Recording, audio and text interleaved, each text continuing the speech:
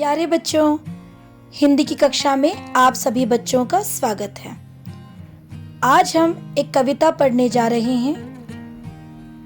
इस कविता का शीर्षक है बसंती हवा और इसके कवि हैं केदारनाथ अग्रवाल जी।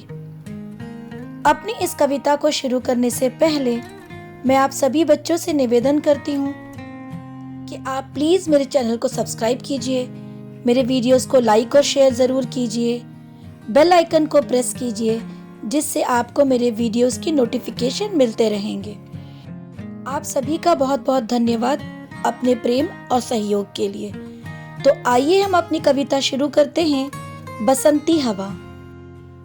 हवा हूँ हवा में बसंती हवा हूँ, सुनो बात मेरी अनोखी हवा हूँ।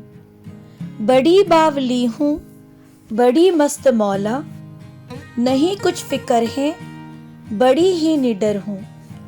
जिधर चाहती हूँ उधर घूमती हूँ, मुसाफिर अजब हूँ। हवा हूँ हवा में बसंती हवा हूँ।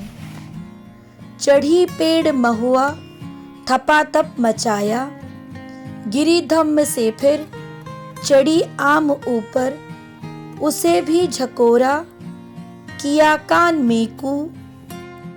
उतर कर भागी मैं हरे खेत पहुंची, वहां गेहुओं में लहर खूब मारी।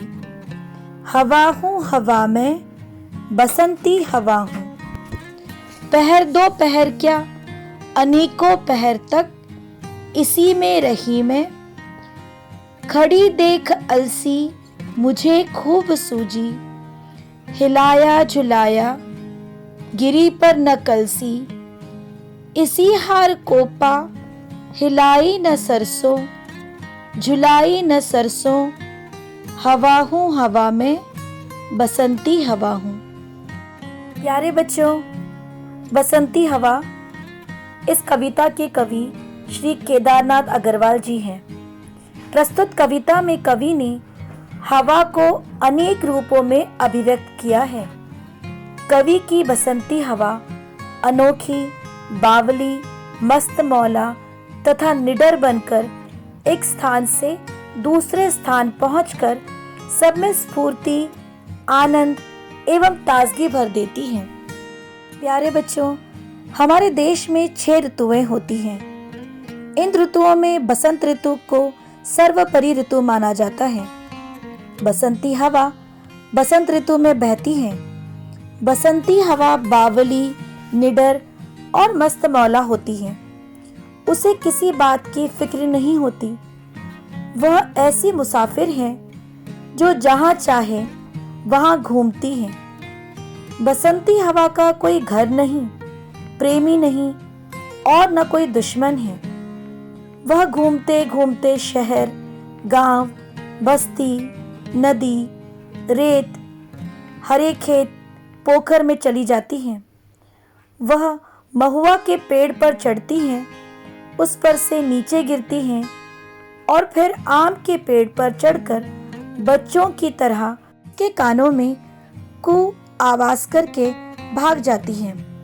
वह गेहूं के खेत में अपनी लहरें देर तक मारती हैं। अलसी की फसल जिसकी तुलना कवि ने कलश से की है, उसे हिलाती है पर अलसी गिरती नहीं, जिससे वह हार मानकर आगे बढ़ जाती हैं और सरसों को नहीं हिलाती। फिर वह रास्ते में गुजर रहे पथिक को अपनी हवा के जोर से धकेलती है, जिसे देखकर ऐसा लगता है जैसे वह हंस रही हो। इसे देख सारे खेत, चमचमाती धूप तथा पूरी सृष्टि हंसने लगती हैं। प्यारे बच्चों, आशा है कि आपको मेरे वीडियोस पसंद आ रहे होंगे। अगर आपको मेरे वीडियोस पसंद आ रहे हैं तो कृपया मेरे चैनल को ज़रूर सब्सक्राइब कीजिए, मेरे वीडियोस को लाइक और शेयर ज़रूर कीजिए। कमेंट करके बताइए कि आप और क्या देखना चाहते हैं। आप सभी का बहुत बहुत धन्यवाद।